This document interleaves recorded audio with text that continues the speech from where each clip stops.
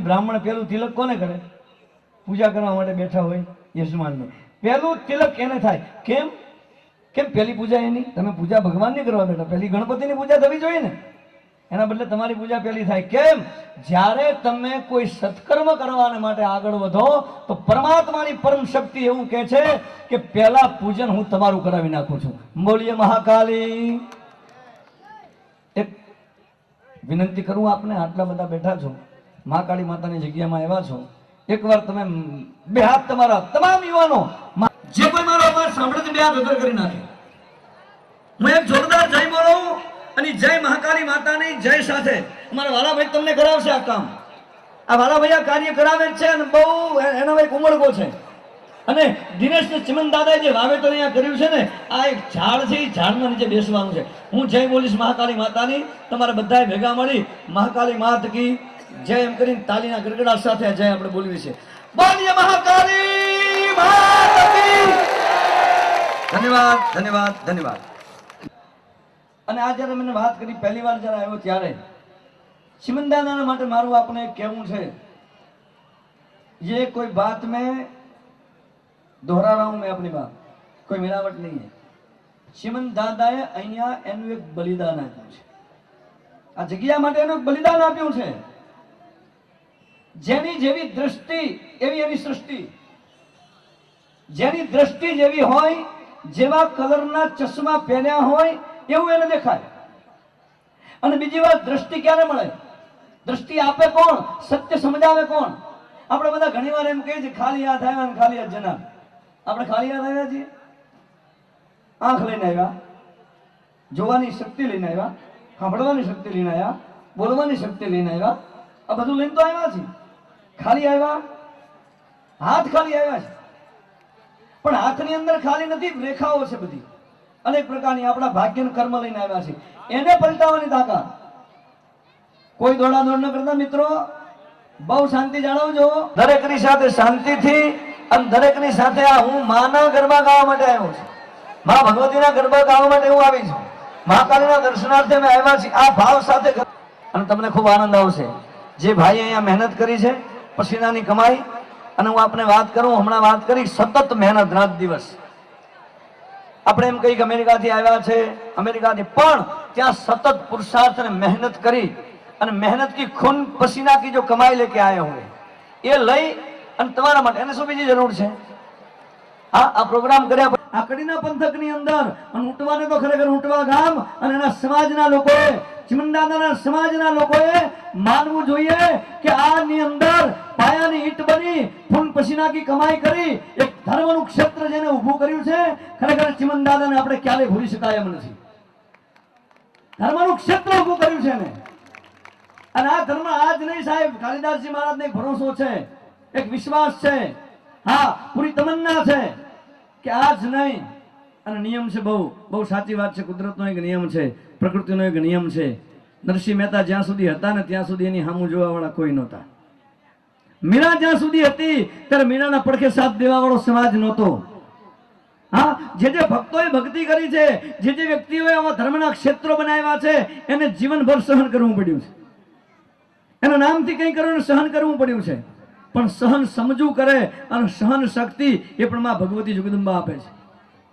અત્યારે વધારે સમય ન લેતા, કોઈ વિપત્તિની રાત્રિ ન બને, નવરાત્રિ આપણા માટે કોઈ મુશ્કેલીની રાત્રિ ન બને, એવા વ્યવહાર કાઢી આચાર વિચાર અને પવિત્રતા સાથે તમારા જીવનની અંદર અહીં મહાકાળી માતાના મંદિરે જ્યારે આવ્યા છો તો બહુ શાંતિપૂર્વક, વિવેકપૂર્વક, મર્યાદાપૂર્વક ગરબા ગાજો. અને જેના દ્વારા આ આયોજન કરવામાં આવ્યું છે, માં ભગવતી મહાકાળી માતાનું પ્રાર્થના કરું, સત્ય સાઈનાથ દાદાને પ્રાર્થના કરું, અષ્ટભૈરવ દેવને પ્રાર્થના કરું, શનિદેવને પ્રાર્થના કરું કે અમારા ચિમન દાદાની જે નામના છે, જેને નામની પોતાના નામની કોઈ પડી હતી નહીં, મને કોણ બોલાવે છે કોણ ન બોલાવે એની જેને પડી નહોતી, ભારત વર્ષના સાધુ સંતો ઉપર જેને પ્રીતિ હતી, એમાં દિનેશને જ્યારે પૂછ્યું, દિનેશભાઈએ મને કીધું બાપુ મને કોઈ પૂછે કે મારી હોબી કઈ, બાયોડેટા વાલા, બાયોડેટા ને મારા માનસમાં ફિટ થઈ ગયેલી વસ્તુ છે આ. તારી હોબી કઈ, તમારો શોખ કયો? દિનેશભાઈને પૂછ્યું. અમેરિકામાં હોવા છતાં તમને કોઈ પૂછે તમારો શોખ કયો, તો કોઈ કે મને શોખ ક્રિકેટ રમવાનો, કોઈ કે મને ગાવાનો, કોઈ કે ઠેકડા મારવાનો, કોઈ કે ગપ્પા મારવાનો. હા, અલગ અલગ પ્રકારનો શોખ. હા, ઘણાને જૂઠું બોલવાનું. કીધું બાપુ મને એક શોખ છે કે ભારત વર્ષના નહીં પણ જ્યાં જ્યાં કોઈ પણ સાધુ સંત ભગવી ચિત્રી વાળો મળે ને એ સાધુ સંતને મળવાનો મને શોખ છે, એને મળવાનો મને શોખ. સંતને મળવાના જેના શોખ હોય, હા, પછી અમને ખાલી ઘંટડી મારવી પડે. મારું એમ કેવું છે ને, ઘંટડી પણ ન મારવી પડે. આમ સુતા સુતા કદાચ પડ્યા પડ્યા યાદ કરે ને તો બીજા દિવસે એની સામે હાજર થઈ જાય. બોલીએ મહાકાળી. એકવાર ફરી મારા પેલી તું જય બોલાય, એ જય બોલાય ને અમાર વાલા પોતાના હાથ વળવાની છે હો. બધાય હા, બોલીએ મહાકાળી માત કી જય જય જય જય જય જય જય જય જય જય જય જય જય. બહુ સરસ. ફરી એકવાર છેલ્લે આ દેશમાં તેનું અભિયાન અમે ચલાવી રહ્યા છીએ. નવયુવાનોની શોધમાં અમે ફરીએ છીએ. તમામ પ્રકારની એની જવાબદારીઓ અમે સ્વીકારવાના છીએ. એની તમામ પ્રકારના પોષણની જવાબદારી સાથે અમારે એક મામૂલી ટીમ બનાવી છે. અમુક સભ્યો તૈયાર પણ છે. માતાને રાષ્ટ્રીય માતા કરો, ગૌ માતાને રાષ્ટ્રીય માતા જાહેર કરો, જાહેર કરો. ગૌ માતાને રાષ્ટ્રીય માતા જાહેર કરો, જાહેર કરો. ગૌ માતા કી જય, ગૌ માતા કી જય, ગૌ માતા કી જય. નમઃ પાર્વતી પદ હર હર મહાદેવ. મહાદેવ હર હર. તમામ પ્રકાર અહીંયા આવનાર તમામ ભૈરવ દાદા એના પર દયા કરે એવા આશીર્વાદ સદગુરુદેવ શ્રી પુરુષોત્તમલાલજી મહારાજના. જય સિયારામ, જય ગૌ માતા. વાહ.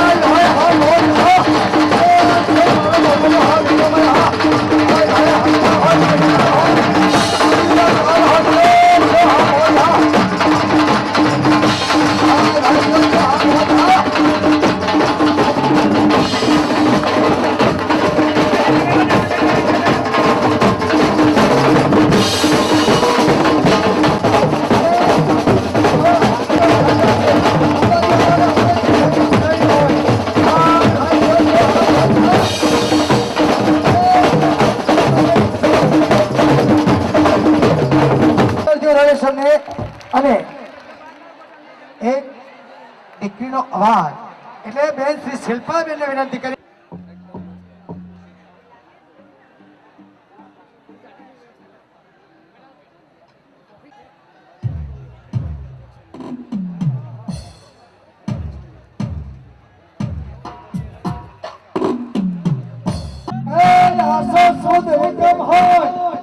નવરાત્રી શરૂ થતી હોય અને એમાં મા ભગવતી અંબા આવે, મહાકાળી આવે, ચોહટ ચોગડી આવે, મા ચોટીલાના ડોંગરની ચામુંડા આવે, એ મારા બાપુને મા મેળવી આવે.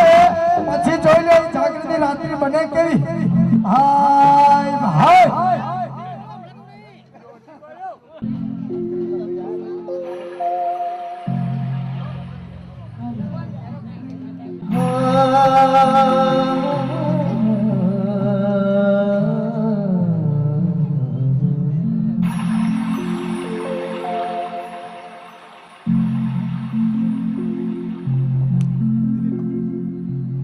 જગદંબા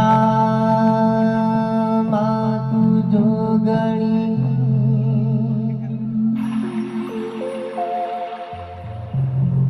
અમે જપીએ તિહારો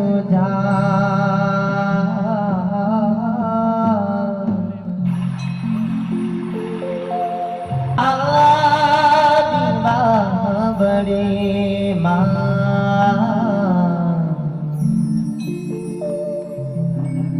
મારી પરગટ આપો આપ.